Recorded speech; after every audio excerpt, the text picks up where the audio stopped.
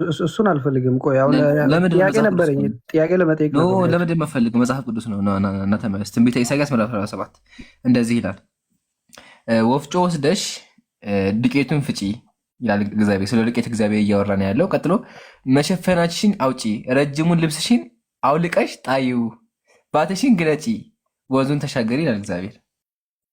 ከዛ ምን ኀፍረተ ማለት ነው? ሥጋሽን ይገለጣል ይላል። ጥያቄ እሱ አይደለም። አሁን እዚህ ጋር ጥያቄ እሱ ሳይሆን መጀመሪያ እግዚአብሔር እዚህ ጋር ምን ተናገረ? ልብስሽን አውልቀሽ ጣይ፣ ባትሽን ግለጪ፣ እግርሽን አሳይኝ፣ ወንዙን ተሻገሪ። ከዛ ኀፍረተ ሥጋሽ ይገለጣል፣ ኀፍረትሽንም ይታያል። እኔ እቀበላለሁ ለማንም አራራም፣ እበቃለሁ ለማንም አራራም ይላል። አሁን ጥያቄ እዚህ ጋር እግዚአብሔር ምን አለ? ኀፍረተ ሥጋሽ ይገለጣ ይላል እና ገላጩ ማን ነው? የሴቷን የገለጠበት ማን ነው?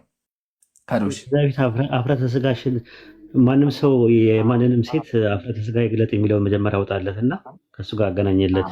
ማለት ዘሌዋውያን 18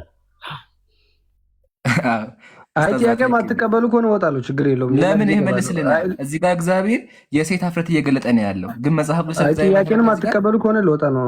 አመልስም አንተ መጽሐፍ ቅዱስ።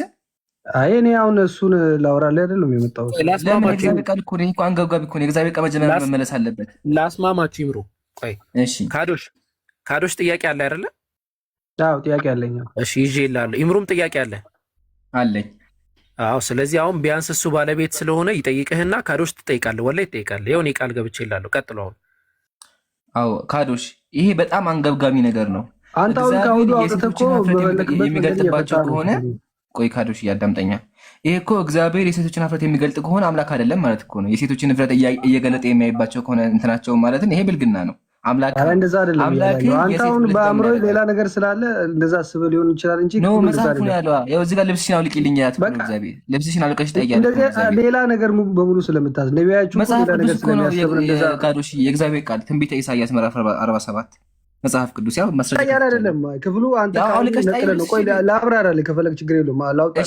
ቆይ ከማብራራት በፊት ቆይ ጎበዝ እንደሱ እመልሳለሁ። አባቶች ያብራሩታሉና የእነሱንም ጭምር ላሳይ ችግር የለውም። በቃ ተሰኛ ችግር የለውም። አንድ ላንብበው ደስ ይበለኝ። ከዛ እጠይቅሃለሁ። እንደዚህ ይላል እግዚአብሔር፣ ወፍጮ ወስደሽ ዱቄትን ፍጪ፣ መሸፈናሽን አውጪ፣ ረጅሙን ልብስሽን አውልቂ። ሴትዮዋ ኢብራሂም ይታይ እንትን ቄስ ነበረች ወይም ደግሞ መነኩሴ ነበረች። ልብሷ በቃ ሙሉ ነበር የለበሰችው። ስለዚህ ልብስሽን አውልቀሽ ጣይ አለ እግዚአብሔር። ልብስሽን በሙሉ ገንጥለሽ አውልቂ፣ ባትሽን ግለጪ፣ እግሮችሽን አሳይኝ አለ። ከእግር ጀመረ። ያ መጀመሪያ እግዚአብሔር እግርሽን አሳይኝ አለ። ቀጥሎ አይደለም ባትሽን ግለጪ፣ ወንዙን ተሻገሪ ነው ያለው። ባትሽን ግለጪ፣ መጀመሪያ ባትሽን አሳይኝ ነው እግዚአብሔር። ልቀጥል፣ አልጨረስኩም። ቆይ ረጋ በል። ከዛ ኀፍረተ ሥጋሽ ይገለጣ ይላታል። አሁን ጥያቄ ኀፍረተ ሥጋ ማለት ነው?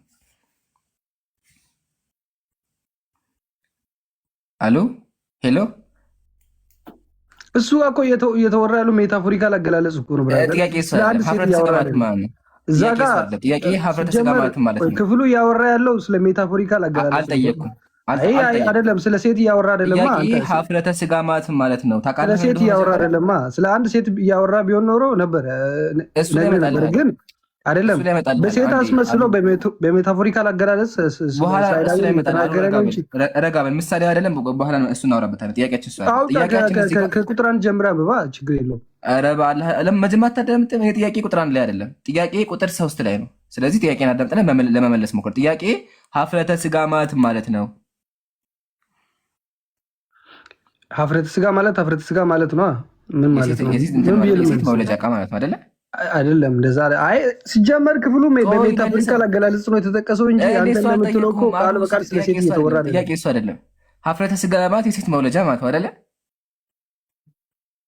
አይ በቃ ሰላማችሁ ብዛኔ ለወጣ ነው። ለምን መልስልኝ እንጂ መጽሐፍ ቅዱስ እኮ ጥያቄ ፈጠረብኝ። አምላክህ የሴት ብልት ማየት ምን ያደርግለታል? አምላክህ እዚህ ጋር የሴት ብልት እየገለጠ አሁን እዚህ ጋር ጠይቄ ነበር አልመለስከውም፣ ግን ላሳይህ። ኢብራሂም እዚህ ጋር ይታይሃል፣ ይገለጣል ነው የሚለው። ገላጩ ማን ነው? ማን ነው? እኔ እንጃ። ገላጩ ማን ነበር? ላሳይህ። ኢብራሂም ያው ትንቢተ ኢሳይያስ ምዕራፍ 3 ቁጥር 16 እንደዚህ ይላል፣ ደግሞም እግዚአብሔር እንዲህ አለ፣ የጽዮን ቆነጃጅት ኮርተዋልና፣ ሴቶቹ ቆንጆዎቹ ኮሩበት እግዚአብሔር ላይ፣ አንገታቸውንም እያሰገሰጉ በዓይናቸው እያጣቀሱ ጠቀስ እያደረጉ ማለት ነው፣ ፈንጠር እያሉ በእግራቸው እያቃጨሉ ይሄዳል። ቃል በቃል ሲሄዱ ራሱ ካትወት ታውቃለህ፣ የድመት አረማመድ እንደዛ ነው የሚራመዱት አለ። ስለዚህ አለ ጌታ የጽዮን ቆነጃጅት አናት በበዋነት ይመታል አለ። አናታቸውን መላጣ ያደርጋቸዋል። ገባ? ፀጉራቸውን ነቀለባቸው፣ ተናዶ ማለት ነው። ኮርቶበት፣ እግዚአብሔር ኮሩበት። እንቀጥል። እግዚአብሔር ሀፍረተ ስጋቸውን ይገልጣል። ገላጩ ማን ነው? እግዚአብሔር እግዚአብሔር ሀፍረተ ስጋቸውን ይገልጣል ይላል። እግዚአብሔር ሀፍረተ ስጋቸውን ይገልጣል። ሀፍረተ ስጋ ይገልጣል። ምክንያቱ ደግሞ ምንድነው ስንል ኮሩበት። ሲሄዱ ራሱ እንደዚህ እየተራመዱ እግዚአብሔር ላይ ኮሩበት። ያ ኮርተዋል አለ፣ ኮሩብኝ አለ፣ ኮርተዋል አለ። ስለዚህ እግዚአብሔር ሴቶች ስለኮሩበት ብልታቸውን ይገልጥባቸዋል። እዚህ ጋር እግዚአብሔር ምን አለ መጽሐፍ ቅዱስ? ያው ልብስሽን አውልቂ አለ። ቆይ ሲሪል አንድ የሚታልከው ጠይቃለሁ፣ ግን መጀመሪያ ሰው ሲያወራ ስነ ስርዓት ተማሩ። እያወሩ አይደለ? ስለዚህ ስነ ስርዓት ተማሩ መጀመሪያ። እሺ አሁን ኢብራሂም ይሄን ያዘልኝና፣ ኧረ ተረጋጋ። እኔ እናንተ እናወራ ችግር አለብህ? አይ በቃ ኢብራሂም አቡበክር አውርደው። በቃ የማታዳምጥ ከሆነ ትወርዳለህ። ሚውት አድርገህ አዳም ስንጨርስ ታወራለህ። ረጋ በል። እንፈልግሃለን፣ መልስ እንፈልጋለን፣ እንዳትወርድ። ግን አንድ ኢብራሂም ጋር እያወራሁ ነው ያለሁት። ሚውት። ኧረ እናውራ። ኧረ ረጋ በል እስኪ። ምንድን ነው ተረበሽ? አንዴ ረጋ በል። ገብተሃል? ረጋ በል። አስገባንህ እኮ። ስለዚህ ረጋ በለህ እንቀጥላለን። ኢብራሂም አለ አለው። አይ ገርሞኝ እኮ ነው። እንዴት ማለት ምንድን ነው የገለጠው? እኔ እኮ ማለት ልብስ እርቃን ነው። ሀፍረተ ስጋ ሲገለጥ እርቃን ያው ረጅም ኡስታዝ ይቀጥል። ከዛ የባሰ ነገር አለ። አቡ የሕዝቅኤል 23 ላይ የሄደችው እሷ ሌላ ቦታ ላይ ሄደችው። አይ ከምሬ ነው። ሌላ ቦታ የሄደችው ከእኔ ይልቅ አለች ያ እንትን አይታ ምናምን ብሎ ሲናደድባት ታያለህ። ስም አልጠቅስም አውቂ በእንግሊዝኛ ብቻ ዝም ብላ አሳያት። ስም አልጠቅስም ዝም ብላ አሳያት። እዚህ ለክፈትልህ። ቆይ ሪከርዳሩ አንዱ ባይዘው ወይ ነገር ከዛ ቢማዛት ለቆይ አንድ ጊዜ ያው ቁጥር ያው እዚህ ጋር ግንቸዋለሁ። ያው ኡስታዝ ሱብሃንአላህ ኪንግ ጀምስ ቨርሽን ባይብል ወይም ደግሞ ኤንአይቪ ያወጣላቸው ስሙን ጠራ። ኧረ አማርኛው ራሱ ብልቶቻቸው እንደ አህያ ይሆነ ይላል። አይደለም እንደዛ አይደለም የሚለው፣ እንደ አህያ እንትን ነው የሚለው፣ እንደ አህያ መንሽር ነው የሚለው። በደንብ ይኸው መንሽሩ ላይ ይናገራል ከነስሙ። እዚህ ጋር ደግሞ እኔ ጋር ደግሞ ያለው መሰለኝ የሚለው ኡስታዝ ብልቶቻቸው እንደ አህያ ዘራቸውም እንደ አለሌ ፈረስ ሲሆኑ በፍትወት የሚቃጠሉ ወንዶችን ተማረከች ይላል። እስቲ ያኛው ደግሞ ይውጣ። ቆይ ደግሞ እስቲ እንላውጣለን እሱን ጉድ ነው። ጉድ ኤንአይቪ ማድረግ ትችላለህ ይምሩ? እኔ ጋር አለ። ቆይ እሺ ቀይሯለሁኝ። ይሄኛው መሰለኝ አይደለ? ይሄኛው አይደለ? አይ ቲንክ she lusted after their Gentiles as large as those of donkeys. as large as በትልቁ በደንብ ላርጊ። ኦኬ አይቻልም። ዶንኪስ። ኧረ ቆይ አታርገው አቡኪ። ይኸው እንደ ኧረ ተው ነውር አይደል እንዴ? as large as those of donkeys። አዑዙ ቢላህ። እንግዲህ አስቡት ይሄ ምን ማለት እንደሆነ ኢምሩን መልሰው ቦታ ላይ እና ምን ማለት ነው ጋይስ? እና ይሄኛው ደግሞ ሲገርማችሁ አንድ ነገር ልጨምርላችሁ። እዚሁ ጋር ደግሞ እግዚአብሔር ትተውት የሄዱት በምን ምክንያት ደግሞ ላሳያችሁ እንደሆነ ይሄኛው ደግሞ ለየት ይላል። ምን አይነት መሰላችሁ? እነዚህ ሕዝቅኤል እዛው ምዕራፍ 16 ቁጥር 26 ላይ ምን አለ? ስጋቸው ብልታቸው። ያኛው ላርጅ ነው አይደለ? ያኛው ርዝመት ነው፣ ከርዝመት ጋር የተያያዘ ነው። ይሄ ደግሞ ከውፍረት ጋር የተያያዘ ነው። ያው ውፍረት ከወፈሩ ከላይ ሲያወራ የነበረው ጋይስ ተመልከቱ። በእርሻ ላይ እንዳለ ቡቃያ በዛውሽ፣ አንቺ ማደግሽ፣ ታላቅም ሆንሽ፣ በእጅጉም አጌጥሽ፣ ጡቶችሽም አጎጠጎጡ፣ ፀጉርሽም አደገ፣ ነገር ግን እርቃንሽን ሆንሽ። ይኸው እርቃኗን ሆነች። ተራቁተሽም ነበረ። በአንቺ ዘንድ ባለፍክ ጊዜ እነሆ ጊዜሽ የፍቅር ጊዜ ነበርና እኔም መጎናጸፊያዬን በላይሽ ላይ ዘጋው። ኢምሩ ምንድን ነው የሚለው ይሄ ነገር? ኢምሩዬ ምንድን ነው ይሄ ነገር? ይሄ ነገር ምን ይላል? አሁን ልቀጥል። ቆይ ኧረ ቆይ አንዴ ቆይ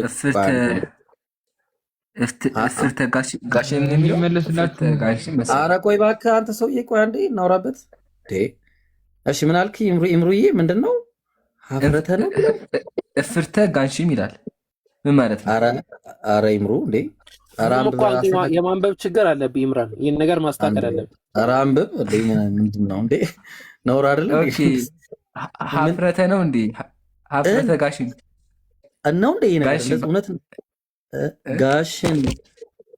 ጋሽን ነው የሆነ ነገር። አረ አውዙ ቢላ ምን አረኩኝ አለ። ከደንኩ ምን ማለት ነው? ከደንኩ ማለት ከዛ በኋላ ማልኩልሽም ከአንቺም ጋር ቃል ኪዳን ገባዋል። ኢብሮ ይህንን አንዴ ቀይ ቪዲዮ ከፍቼ ላሳያቸው። እንዴት አድርጎ የሆነ ጊዜ ሲዋይ በጣም ስላሳቀኝ ነው። ከደንኩ አላላ ታስታውሳለህ? ወላሂ አረሰው ያቀ አይ ኢምራን አንተ ኢምራን እንደዛ አድርጋል ያልከው ማልኩልሽም ከአንቺ ጋርም ቃል ኪዳንን ገባው አለ።